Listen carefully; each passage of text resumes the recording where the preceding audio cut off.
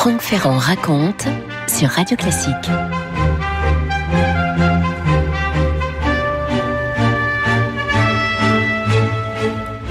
Nous sommes dans l'Ohio, pas loin de Cleveland, à Strongville exactement, en août 1847.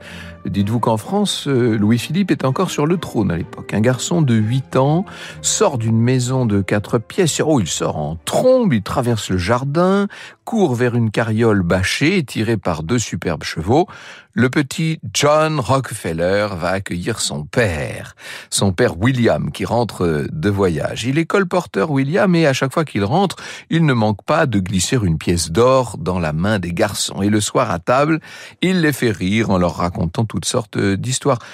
Ce qu'il ne leur raconte pas, c'est la nature de ses affaires. En vérité, il se fait passer pour un médecin spécialiste du cancer et distribue des remèdes. C'est une espèce de charlatan, vous savez.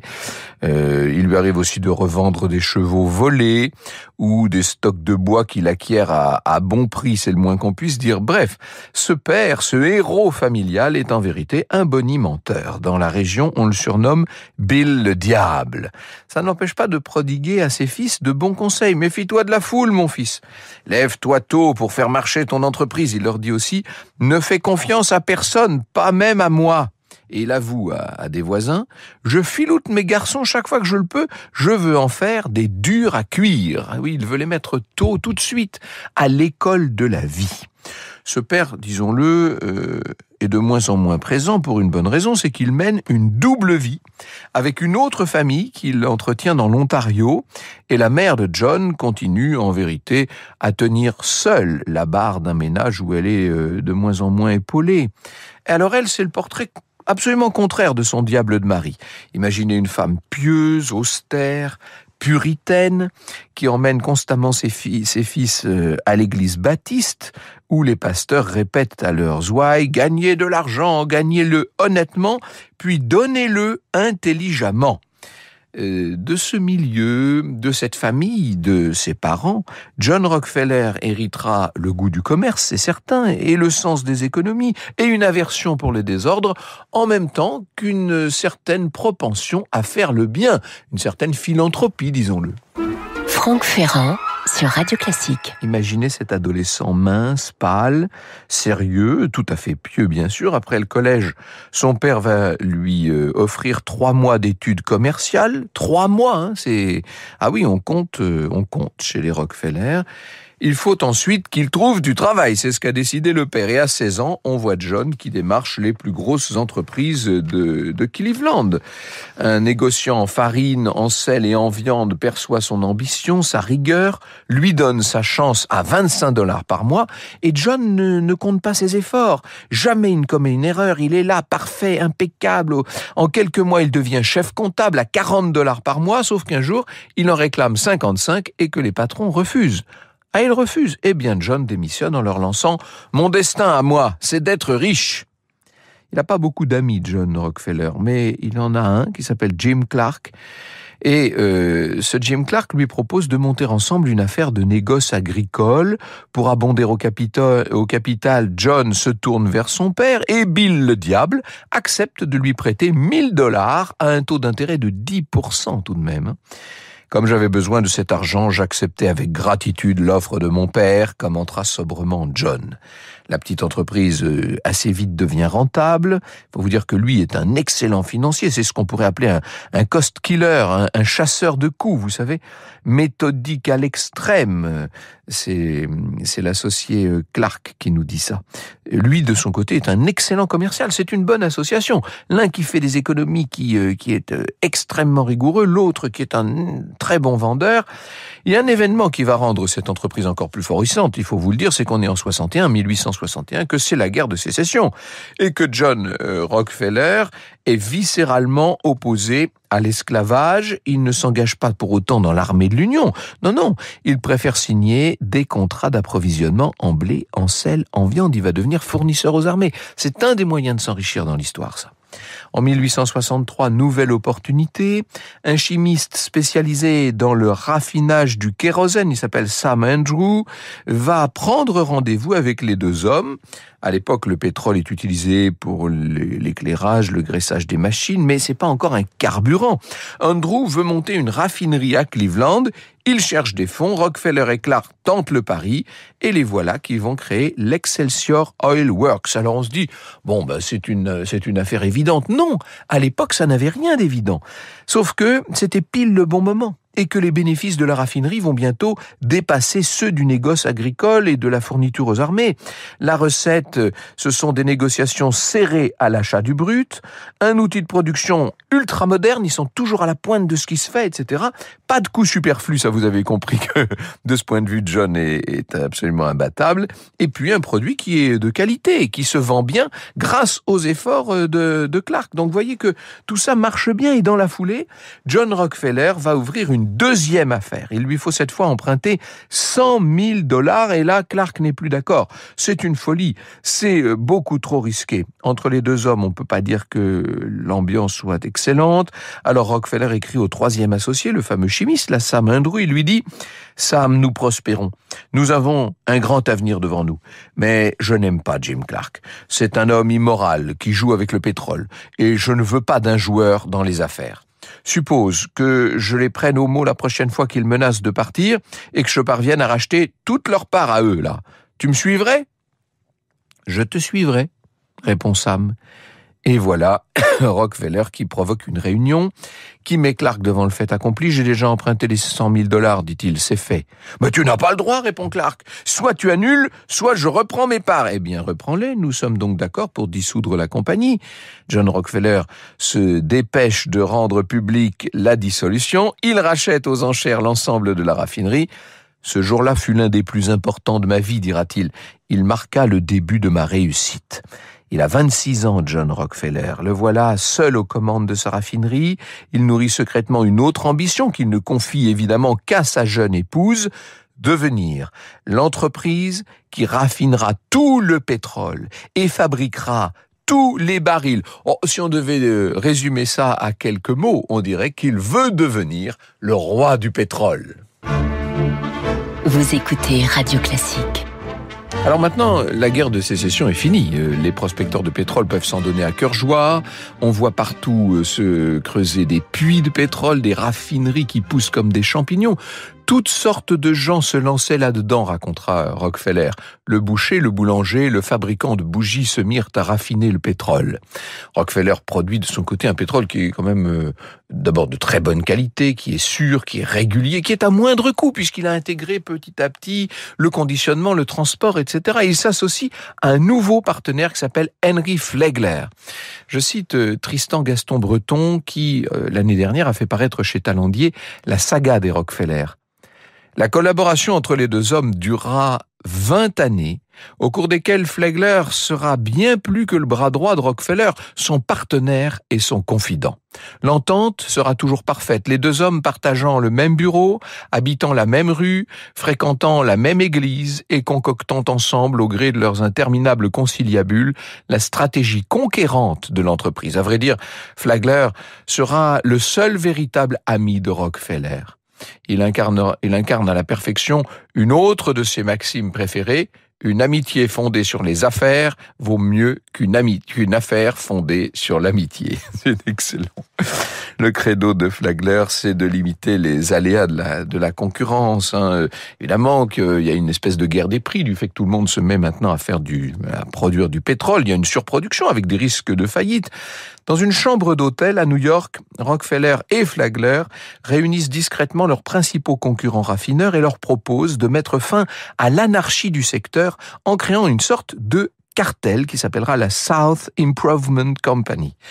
La plupart des concurrents acceptent et l'entente va leur permettre d'imposer leurs conditions aux compagnies de chemin de fer et d'aligner leurs prix de vente, ce qui est extrêmement intelligent.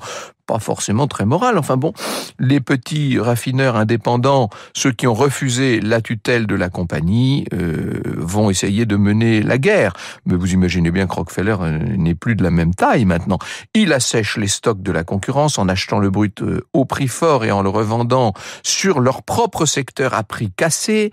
Il finit par racheter les petites raffineries au bord de la banqueroute, quitte à passer par une société écran, bien entendu. On appelle cet épisode le massacre de Cleveland. Ça vous donne une idée de la douceur du comportement de monsieur Rockefeller, qui applique la même tactique un peu partout, à Pittsburgh, à Philadelphie, à New York même. Et Rockefeller n'hésite pas à verser des pots de vin aux parlementaires, à corrompre un certain nombre de journalistes pour étouffer les procédures et les enquêtes, les procédures du côté politique, les enquêtes du côté journalistique.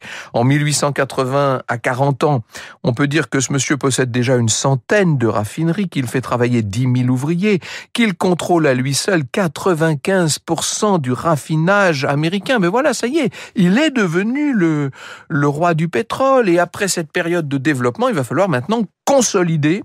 Il rassemble toutes ces sociétés en un trust qui s'appelle la Standard Oil, détenu par une poignée de 9 actionnaires, les trustees, John Rockefeller lui-même, son frère William. Il y a bien sûr Henry Flagler et quelques hommes de confiance. La Standard Oil Company entre en bourse et s'installe à ce moment-là au 26 Broadway Street à Manhattan, dans un immeuble de 10 étages. C'est pas encore l'emplacement du Rockefeller Center qui sera construit ailleurs et qui sera construit plus tard. À New York, Rockefeller a emmené toute sa famille. Il s'est marié avec une femme pieuse et cultivée qui lui a donné 3 filles et un fils. C'est la seule fois d'ailleurs qu'on a vu Rockefeller pleurer au moment de la naissance de son petit dernier.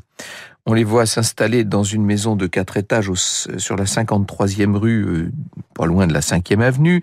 Dans le parc à l'arrière de la maison, on a fait construire une patinoire et l'on voit Rockefeller qui patine, si l'on peut dire. C'est bien la seule fois qu'on l'aura vu patiner, me direz-vous, mais c'est son loisir, c'est son plaisir, son unique loisir en vérité.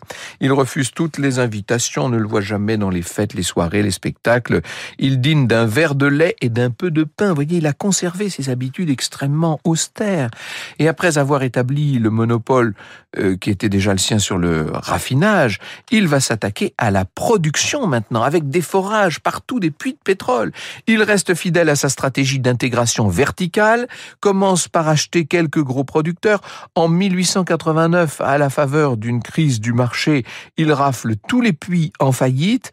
Et puis, puisqu'il a encore quelques concurrents, quelques survivants de la crise, il va les étrangler gentiment. Dans le secteur, on l'appelle Mephistopheles, c'est vous dire si on l'aime bien. En quelques années, il s'est emparé d'un quart du marché intérieur et maintenant le voilà qui se tourne vers l'export.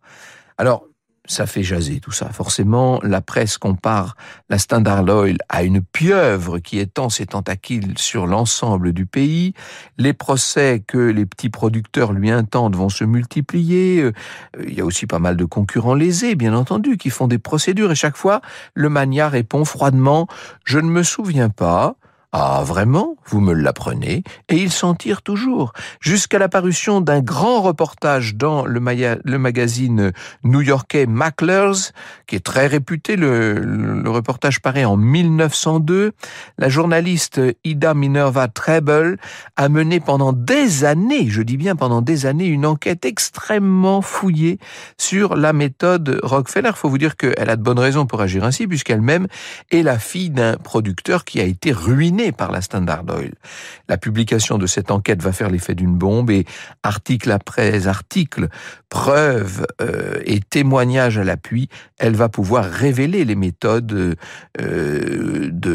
prédatrices de Rockefeller, ses intimidations, ses pots de vin, etc. Il devient le plus grand criminel de son époque, dit la presse de l'époque, un vautour prédateur de la veuve et de l'orphelin, un propriétaire d'esclaves. Et John Rockefeller répond par un silence méprisant.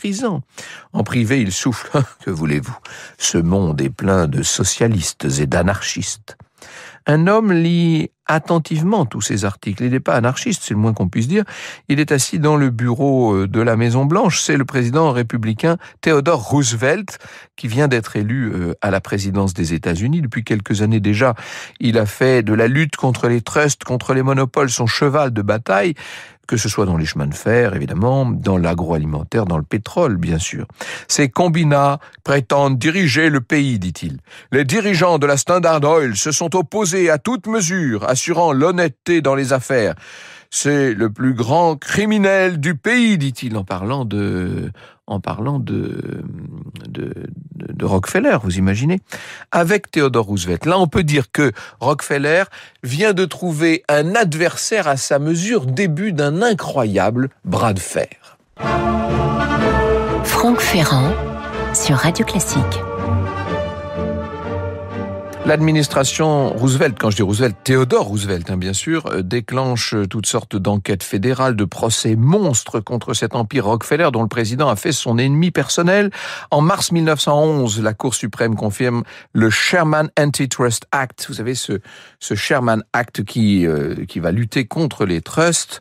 La Standard Oil doit être dissoute. Eh bien, messieurs, notre belle et heureuse famille doit se disperser, commande simplement Rockefeller.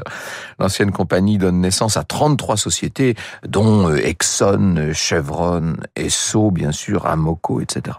John Rockefeller reste l'actionnaire principal, mais il n'est plus omniprésent, disons. Faut vous dire que ça fait déjà une dizaine d'années qu'il a commencé à passer la main, d'abord pour raison de santé. Le stress l'a beaucoup usé, il avait perdu le sommeil, il avait perdu l'appétit et aussi, accessoirement, tous ses cheveux.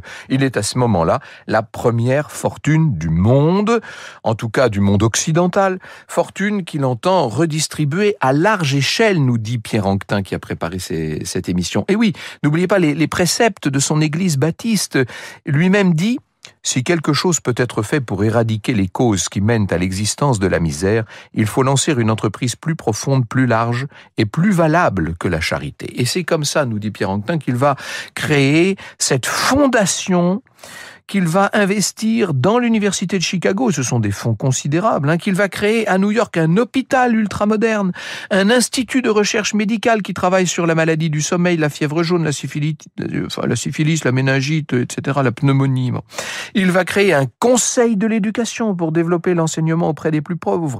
On pourrait presque parler d'un gouvernement parallèle que crée Rockefeller.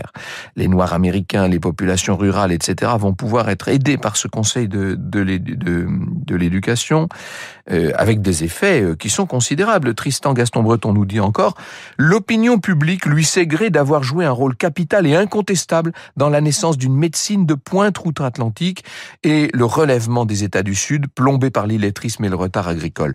Imperceptiblement, l'homme le plus haï d'Amérique est en train de se transformer en un authentique bienfaiteur de l'humanité. » Franck Ferrand sur Radio Classique. Il y a quand même un événement qui pourrait tout compromettre. On est en septembre 1913 à Ludlow dans le Colorado. 6000 mineurs de la Colorado Fuel and Iron Company se mettent en grève à cause d'un nouveau blocage des salaires. Il faut vous dire qu'il y a une nouvelle direction qui est arrivée, qui a bloqué tous les salaires et Rockefeller est le principal actionnaire de cette compagnie. La direction refuse de négocier un événement terrible. On peut dire que à ce moment-là, le 20 avril 14, la milice mitraille et incendie un campement où les grévistes se sont abrités après avoir été chassés de leur logement, et ça va être terrible. Là, on peut dire que le bilan est dramatique. 40 morts, dont 2 femmes et 11 enfants, vous imaginez. Dans tout le pays, c'est une indignation considérable. Que va répondre Rockefeller ? Rien. Une fois de plus, il s'enferme dans le silence et c'est alors son fils, John Rockefeller Jr., qui va faire son entrée en scène. Il va imposer un virage, lui, à 180 degrés, augmenter les salaires, déclarer les syndicats légitimes, évincer les directeurs de la compagnie du Colorado. Il se rend sur place, d'ailleurs, on le voit au milieu des ouvriers, descendre dans les mines, visiter les logements et participer même à un bal des ouvriers. Une page se tourne, ce n'est plus la même mentalité, ce n'est plus la même histoire. À 75 ans, John Rockefeller Sr. se retire. Il ne s'éteindra qu'en 1937, à 98 ans, après avoir incarné le rêve américain, mais aussi, disons-le, une forme de capitalisme assez sauvage, après avoir quand même consacré quelques 300 millions de dollars de l'époque, un tiers de sa fortune, à des œuvres philanthropiques. Vous écoutez Radio Classique.